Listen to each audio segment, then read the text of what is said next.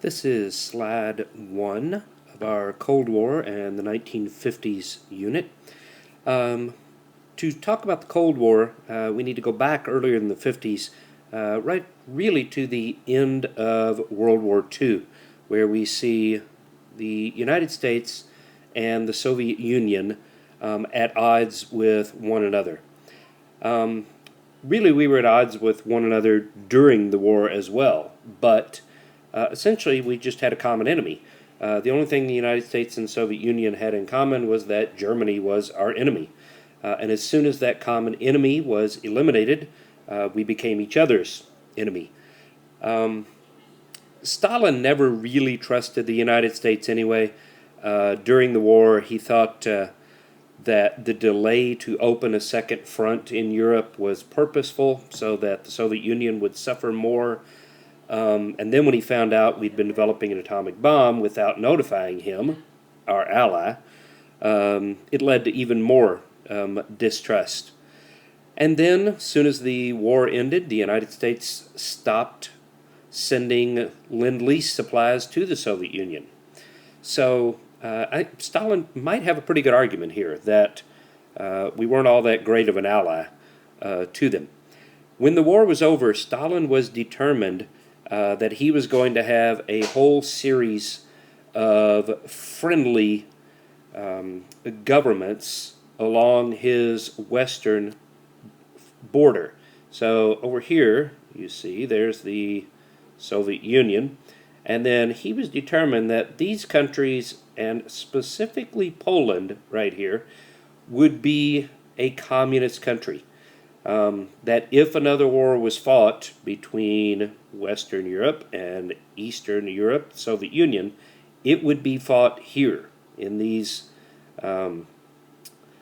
other communist countries, not in the Soviet Union proper. So countries like Poland and Czechoslovakia and Romania and all of these here. So that goes against Roosevelt's vision of a free democratic world. So basically, as soon as World War II is over, you're going to have these two sides dividing up and lining up against each other. Okay?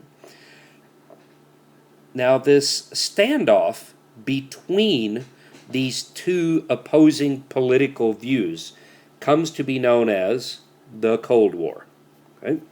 And it is called the Cold War because really there are only a few instances where it actually heats up into fighting. It'll go on for 45 years, but only a couple of instances does fighting actually break out. Really, it's a war of ideologies, a war of two different political views.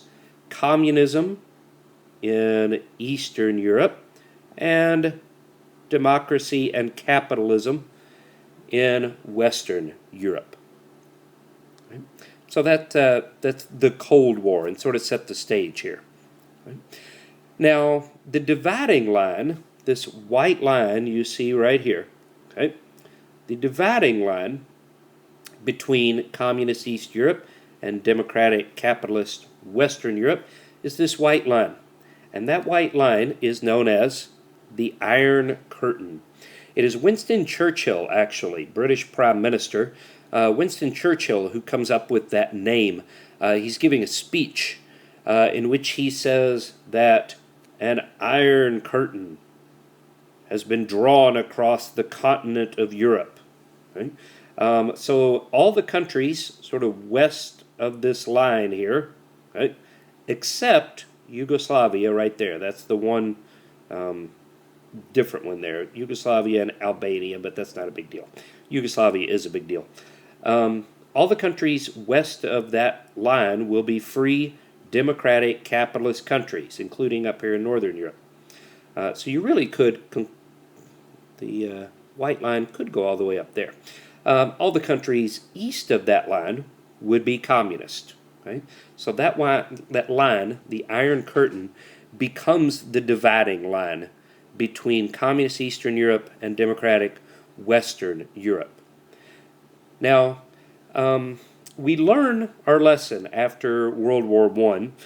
If you'll recall, one of Woodrow Wilson's biggest goals, his primary goal in fact, was to establish a League of Nations, which would eventually fail because mainly the United States doesn't join. So we're going to set up another international peacekeeping body called the United Nations. And this time, the United States will join. In fact, it will be based in the United States. The UN is based in New York City. Okay. Now, the UN has two separate bodies that you need to know. Okay. The smaller, but probably more important one, is called the Security Council. The Security Council. And the Security Council has 5 permanent members. They can't be taken off. Right? 5 permanent members of the Security Council. You're going to need to know these, so write them down. The United States, okay, Britain, France, China, and the Soviet Union. Nowadays it's Russia, but when it's founded it's the Soviet Union. Okay? And this is right after World War II. The UN's founded in 1945, right at the end of the war. So again, 5-member Security Council, 5 permanent members: U.S., Britain, France, China, and the Soviet Union, the USSR. And one of the biggest, most important deals here about the Security Council is that they have veto power. No action can be taken against any of those countries without their approval. So the Security Council can't decide to do something to France without France approving it. Right? So they have veto power, very important power. Okay? The second, the much larger body of the United Nations, is called the General Assembly. And the General Assembly is all the other countries in the UN.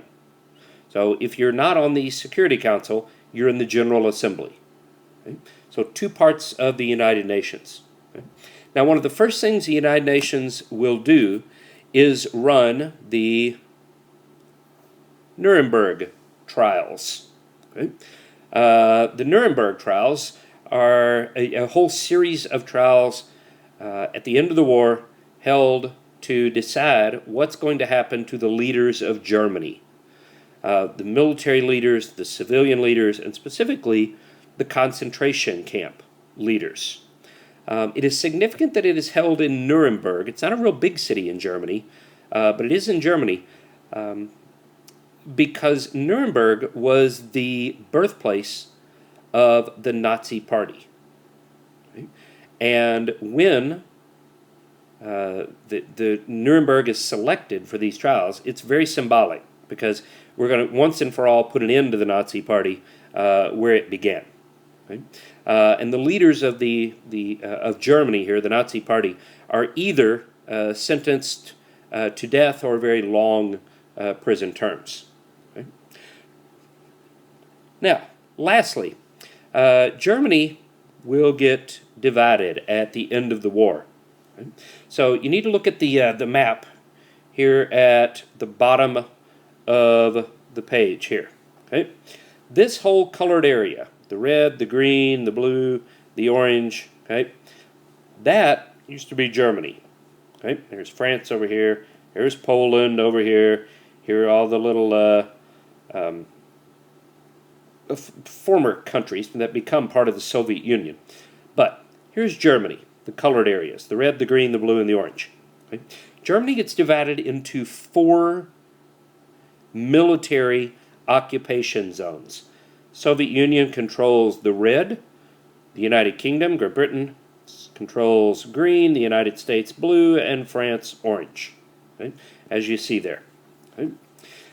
The red will become, eventually, communist East Germany. Okay? And the green, blue, and orange here will become Free Democratic West Germany. Right? So eventually, you'll end up with two countries. Communist East Germany in red and Free Democratic West Germany in blue, green, and orange. It's because Stalin wasn't willing to give up on Germany. He wanted part of it. He wanted to punish Germany for all it was worth. The United States, Britain, and France realized that we need a rebuilt Germany as part of a rebuilt Europe. Right? So we're not willing to give up on Germany either. So what do? You divide it into 4 parts, and you end up with 2 countries. Now, within, if you notice here, the little yellow dot, right in the middle of communist East Germany, you have the city of Berlin. Right? And Berlin will get divided. We're getting a little ahead of ourselves here. But Berlin will get divided just like Germany did. Berlin gets divided into 4 parts. A communist East Berlin and a free democratic West Berlin. And we refuse to give up on West Berlin, even though it's in the middle of communist East Germany. So what you end up with is this little island of democracy right in the middle of a whole country of communism. But we'll talk more about that later on. To finish up, you need to understand what satellite states are. Right? Think of it this way. A satellite is something that orbits something else. So the moon is a satellite of Earth. Earth is a satellite of the sun. It's something that orbits something else. Satellite states are all these little communist states there in Eastern Europe. So all these little communist states here, Poland, East Germany, Czechoslovakia, Hungary, Romania, all of those become satellite states of the Soviet Union. The Soviet Union is the biggest, the most powerful of them. They will all sort of revolve around the Soviet Union. They will do everything the Soviet Union tells them to do. And right now what they're doing is providing a buffer zone between the Soviet Union and Western Europe. Okay, that's it for slide 1.